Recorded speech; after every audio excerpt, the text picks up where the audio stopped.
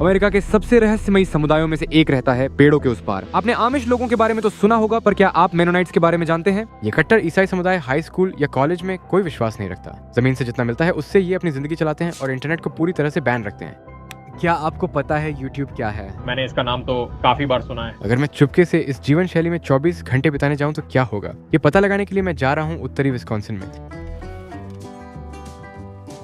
Drew, तुम्हारा स्वागत है। मेरा नाम मार्कस मार्टिन्स है। आओ साथ में प्रार्थना करते हैं। मेनोनाइट्स चर्च को बहुत गंभीरता से लेते हैं, और अगर आप सोच रहे हैं कि वे लोग क्यों चूम रहे हैं, तो इसका कारण है उनकी बाइबल की सख्त व्याख्या। जैसे थेसलोनियंस की ये पंक्ति, सभी का अभिवादन एक होली किस से करें। मैं कुछ लोगों से हाथ मिलाता हूँ और सभी सोच रहे हैं मैं यहाँ क्या कर रहा हूँ। वैसे तो बाहरी लोग कभी नहीं आते, लेकिन मिनिस्टर ने मुझे रविवार की प्रार्थना में शामिल होने और उनके क्वायर को सुनने का निमंत्रण दिया है।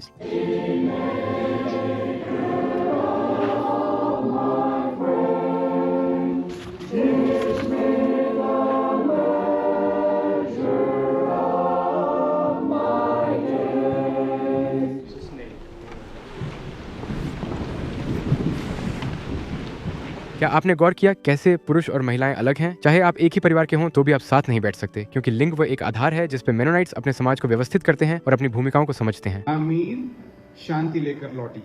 तो ये अनुभव अलग था, है ना? बहुत अच्छा, मुझे अच्छा लगा। और तुम्हारा शुभ नाम बेटे?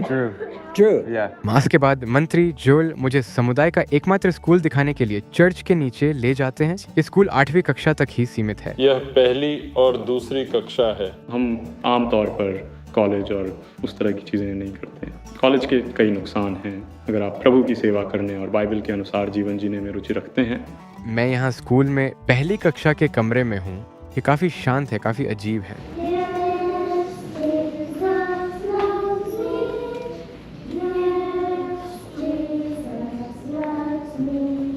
मेनोनाइट्स यूरोप के प्रोटेस्टेंट उद्धार में अपनी जड़ें बताते हैं, जो कि कैथोलिसिज्म के खिलाफ हुआ एक विद्रोह था। उनके प्रेरणा के स्रोत हैं मेनो साइमंस, जो एक कैथोलिक पादरी थे जिन्हें चर्च ने बहिष्कृत कर दिया था। लेकिन वे बाइबल और नवजातों के बैप्टिज्म पर अन्य प्रोटेस्टेंट सुधारकों से अलग राय रखते थे और वयस्क बैप्टिज्म का समर्थन करते थे। अपने विश्वासों के लिए उत्पीड़न का सामना करते हुए मेनोनाइट्स अमेरिका और अन्य जगहों पर साथ रहने वाले समुदाय बनाकर बस गए। हम यहाँ के लोगों के साथ मिलजुल ही रहे थे और एक परिवार ने हमें लंच पर अपने घर बुला लिया। तो बेशक मैंने हाँ कहा। मैं स्थानीय भोजन आजमाने और एक मेनोनाइट के घर में जाने को काफी उत्साहित हूँ। आपका स्वागत है। बहुत बहुत शुक्रिया। आप लोग कैसे हैं? आपके आने से बहुत खुश हैं। मैं आपका आभारी हूँ। हेलो। आमंत्रण के लिए आपका बहुत बहुत शुक्रिया। आपसे मिलकर खुशी हुई। एक मेनोनाइट घर में प्रवेश करते ही आप जो पहली चीज देखते हैं वो है सभी बच्चों के जूते। एक बार देखिए इन्हें। सारे जूते एक रैक में रखे हुए हैं। वाकई में बहुत सारे जूते हैं।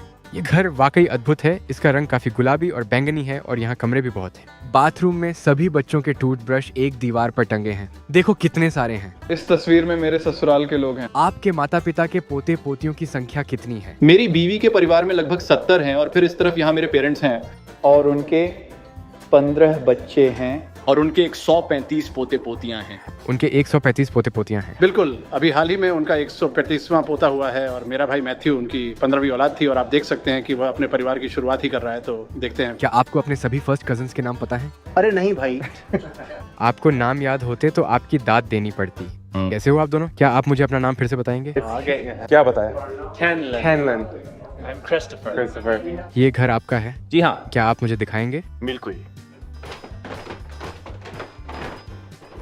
वह मेरे सबसे बड़े भाई क्रिस्टोफर और कार्लोस का कमरा है। ठीक है। इट्स और फिर ये जोसेफ और मेरा कमरा है। बेहतरीन। आपके परिवार और मेहमानों को मिलाकर इस घर में सो रहे लोगों की संख्या कितनी है? 13, पर इस समय सोने वालों की संख्या 16 हो गई है। हाँ, और मुझे लगता है कि हमने एक रात में सबसे ज्यादा 40 ठहराए हैं। ये मैक्सिमम था। हाँ, बस हमने जैसे तैसे सबको भर दिया था। यहाँ क्या है? ये मेरी पत्नी की कैनिंग की अलमारियां हैं। वो बहुत चीज़ों को कैन और फ्रोजन करती है और क्या वो इन्हें बेचती हैं? नहीं, ये सिर्फ हमारे परिवार के लिए है। वाह, इन डब्बों में कितनी मेहनत बंद है। हाँ, वाकई वो बहुत मेहनत करती है। हाँ, तो जैसा कि आप जानते हैं सर्दियाँ आ रही है तो उसने पूरे साल की तैयारी कर ली है। ठीक है, अब ऊपर का टूर करते हैं। ये मम्मी पापा का बेडरूम है। अच्छा। तो वो दोनों यहाँ सोते हैं और वहाँ उस तरफ एक बड़ा बाथरूम है। गुलाबी सा अच्छा सा है। हाँ, सही कहा। ये दोनों मेरी सबसे बड़ी बहनें हैं और ये उनका कमरा है। अच्छा। मेरी छोटी बहनें चारों छोटी बहनें इस कमरे में सोती हैं। आपके कुल कितने भाई बहन हैं? 10। छोटे से बड़े क्रम में उनके नाम बताइए। Kimberly, Adela, Liliana, Filene, Janelle, Jaleesa, Joseph, me, Christopher, Jacinda, Carlos.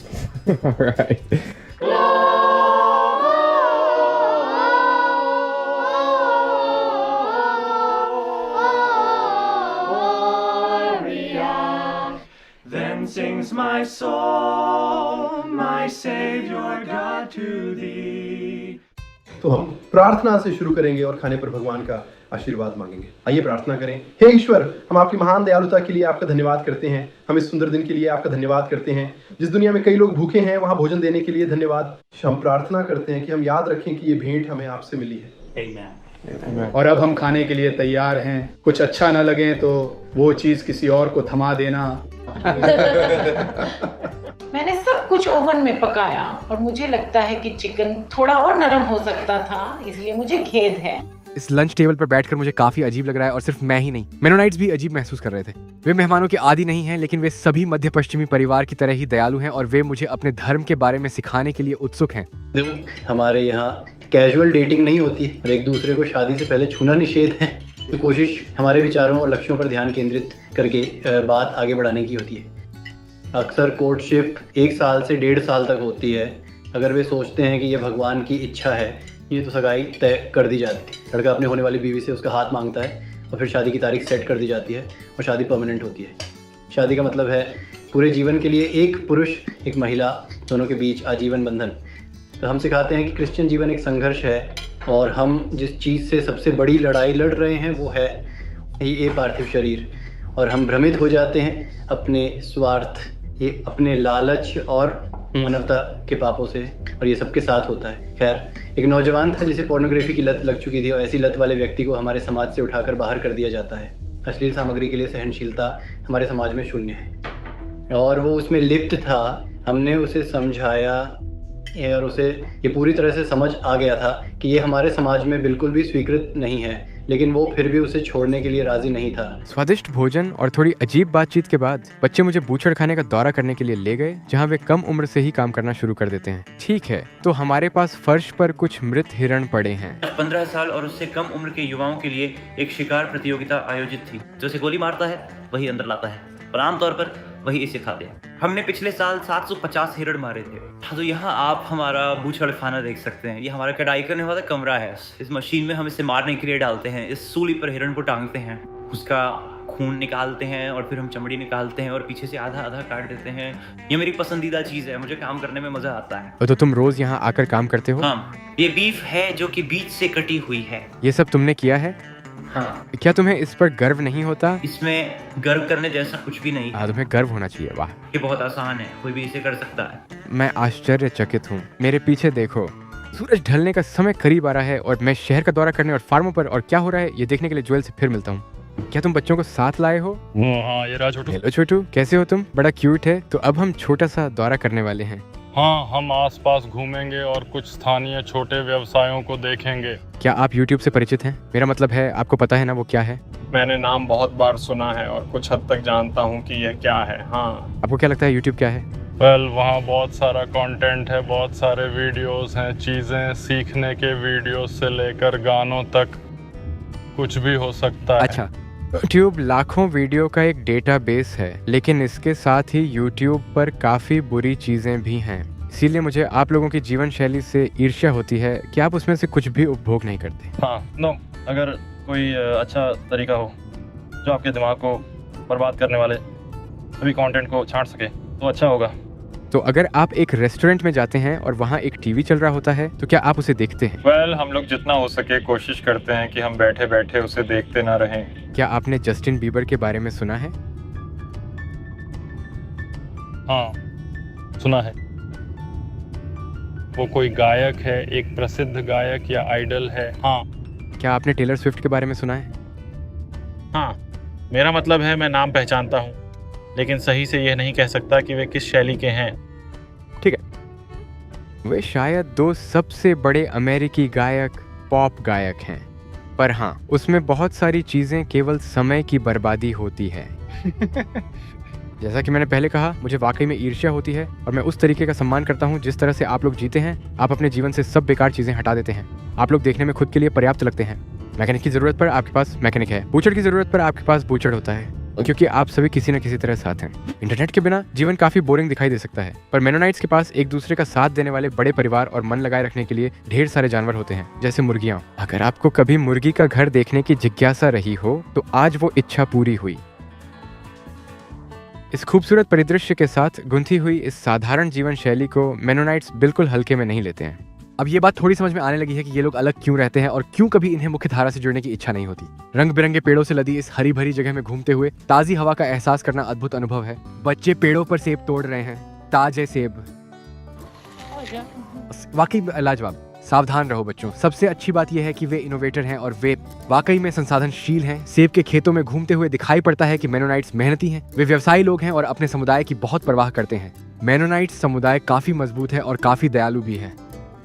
तो हम कोशिश करते हैं कि सुसमाचार की खबर फैलाएं। जब चर्च भर जाता है तो हम बड़े बड़े चर्च बनाने के बजाय ऐसे क्षेत्र की तलाश करते हैं जहां चर्च ना हो और वहां चर्च स्थापित करते हैं। और आप लोगों के पास फोन है, लेकिन वो फ्लिप फोन है? हम लोग स्मार्टफोन नहीं रखते और मुख्यतः सभी लोगों के पास फ्लिप फोन होते हैं, क्योंकि यही सबसे अच्छा विकल्प है। और इंटरनेट हमारे लिए एक कठिन विषय रहा है, क्योंकि यह अब व्यापार और बाकी हर चीज में इतना लिप्त हो गया है कि इसे नकारा नहीं जा सकता। हम यहाँ एक गौशाला पर पहुँच गए हैं। सारी गाय अंदर जाने के लिए तैयार हैं और कतार में खड़ी हैं। और मुझे गाय की लात खाने का कोई शौक नहीं है। आपको पता होगा कि विस्कॉन्सिन को अमेरिका की डेयरी के रूप में जाना जाता है और मुझे ये राज्य इसलिए पसंद है क्योंकि 4 साल के लिए मेरा कॉलेज भी यही विस्कॉन्सिन मेडिसिन यूनिवर्सिटी में था, तो यहाँ वापस आकर हमेशा अच्छा लगता है। बहुत खूब, यह वाकई दिलचस्प है। उनके साथ रहने भर से ही मुझे शांति का एहसास हो रहा है। ये लोग काफी शांत और धैर्यपूर्ण हैं। कोई इंटरनेट नहीं, कोई सिनेमा घर नहीं, कोई स्मार्टफोन नहीं। ये लोग काफी साधारण जीवन जीते हैं। और इस सब की सराहना करते हुए आप सोचते हैं अगर हम ऐसे रह रहे होते तो कैसा होता? ये तो पक्का है कि तब मैं यूट्यूब पे तो अपना करियर नहीं बना पाता। वाह यार, ये मेरे बड़े वाले हैं। ये शानदार है। मैं एरिज़ोना के एक शहर से हूँ जहाँ पर कोई ट्रैक्टर वगैरह नहीं होता है। ये टायर मुझसे लंबा है। अब हम ट्रैक्टर में जा रहे हैं। धन्यवाद भाई, मुझे यहाँ कहाँ बैठना चाहिए? मैं पहली बार ट्रैक्टर में बैठ रहा हूँ। सच में? हाँ, क्या इन्हें चलाना मजेदार होता है? हाँ, मेरे लिए ये खेती की सबसे पसंदीदा चीजों में से एक है। यहाँ बहुत सारे ट्रैक्टर हैं। खेतों में काम करना अपने आप में काफी शानदार है। आपके लिए मेनोनाइट होने का क्या मतलब है? मैं ईश्वर में विश्वास करता हूँ और उन उपदेशों में विश्वास करता हूँ जो हमें वो बाइबल के माध्यम से बताते हैं। मेरे अनुसार वो हमारे पूरे जीवन को प्रभावित करता है।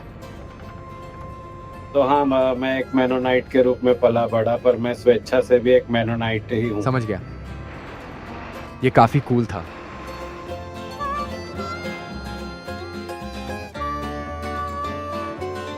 लोग विचित्र जीवन शैली या शांति के बारे में बात करेंगे और उस सब में काफी सच्चाई भी है।